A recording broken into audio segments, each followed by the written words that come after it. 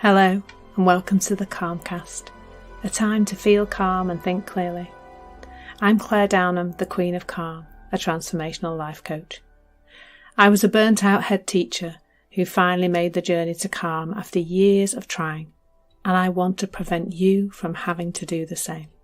The Calmcast is a series of short explorations, gently guiding you back to your natural state, which is calm and clarity. Just listen like you would listen to music, with an open mind and curiosity. There's nothing else to do. Now let's relax into today's episode. So today I am smiling as I'm beginning to deliver this session because it's called Am I Bothered?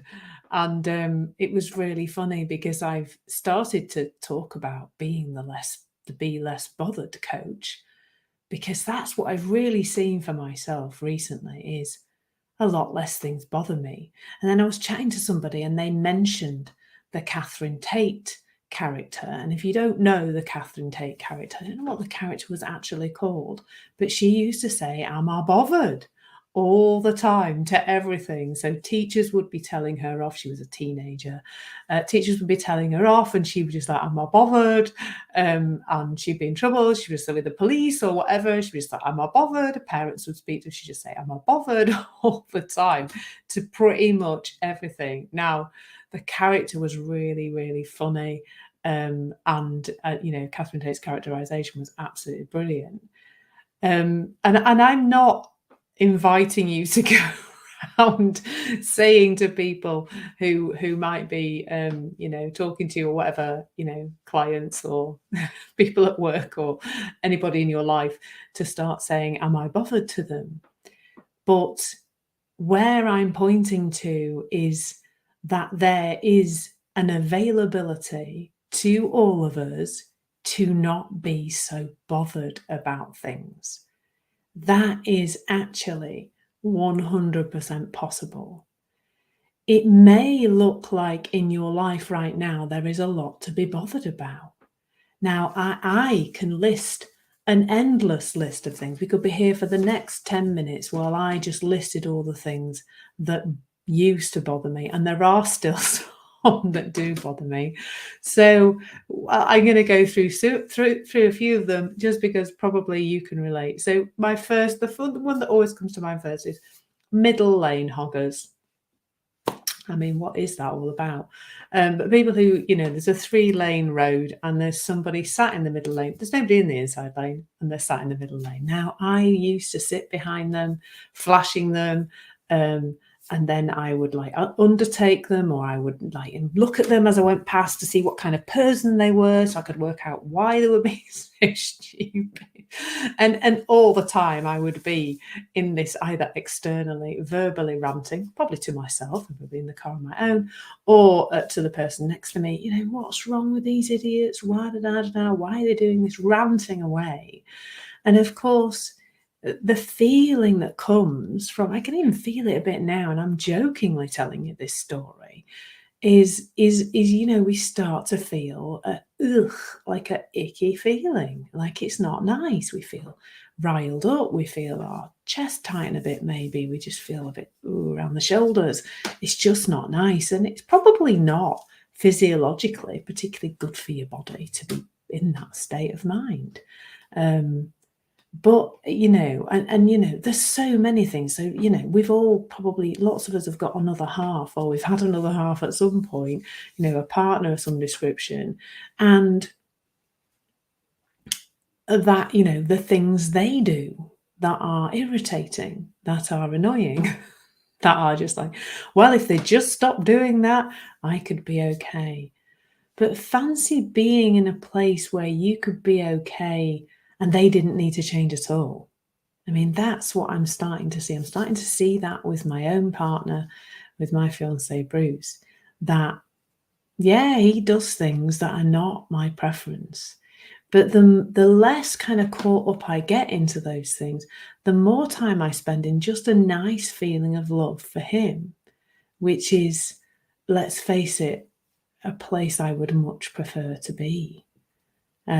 Is in this nice place with him.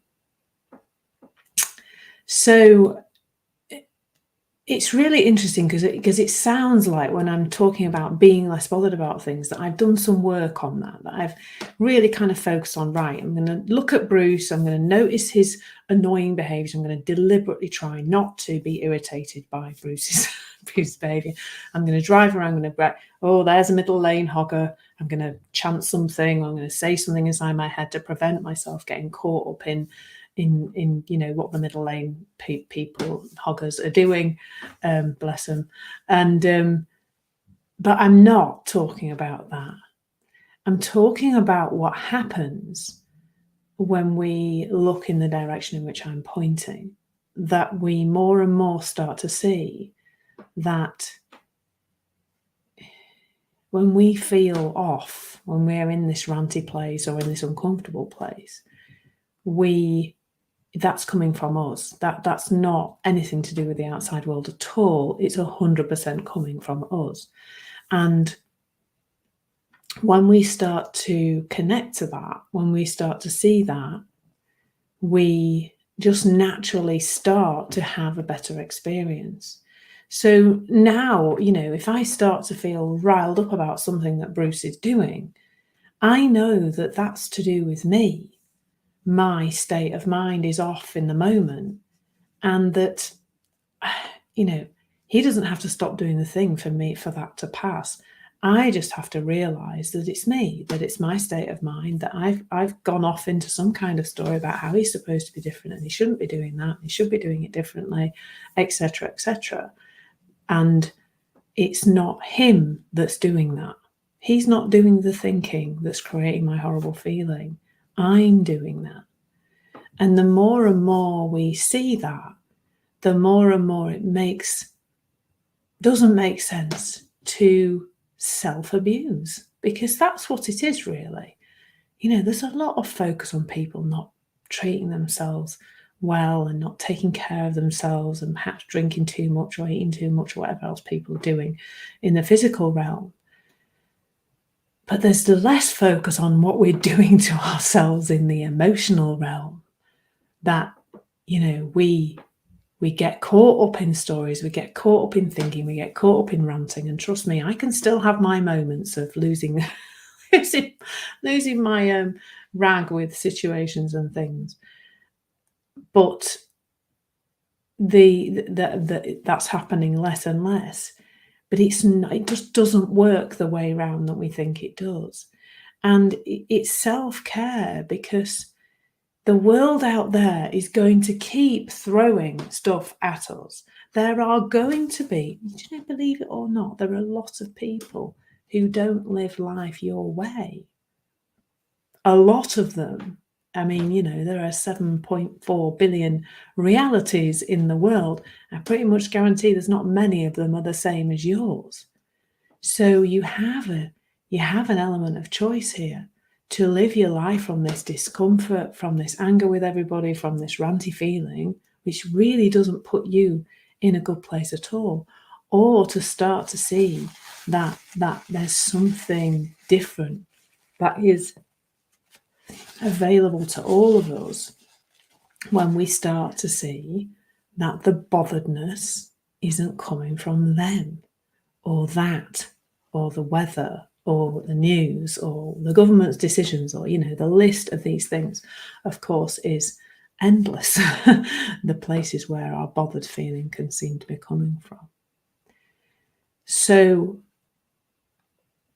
it is possible to have nothing in your world change and for you to have a completely different experience of life in terms of how you feel about it, in terms of your emotional roller coaster, to be on less of an emotional roller coaster.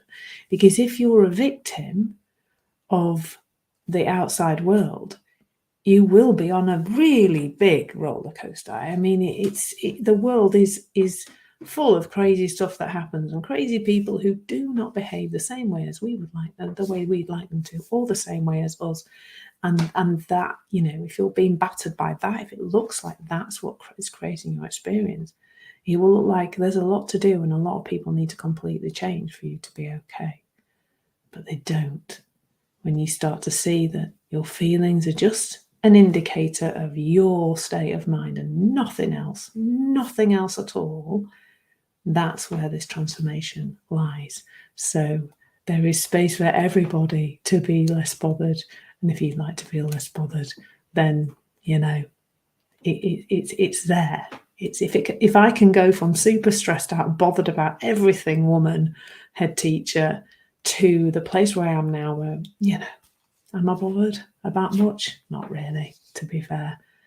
And that doesn't, I just want to put one last thing in there, and that does not mean that I don't care. I care, and I'm compassionate, and I have a lot of love for people who are suffering in any way, shape, or form. But the two things don't have to go together. I don't have to be bothered about it. I can be caring about it. And those two things are completely different. I really hope you found that super helpful this morning. Go off into your life and be less bothered. Thank you so much for listening. There's nothing to do now but bring some awareness to how this is working out in your life. Listen regularly to experience longer and longer periods of calm. This has been the Calmcast with Claire Downham, Queen of Calm. Take care and keep listening.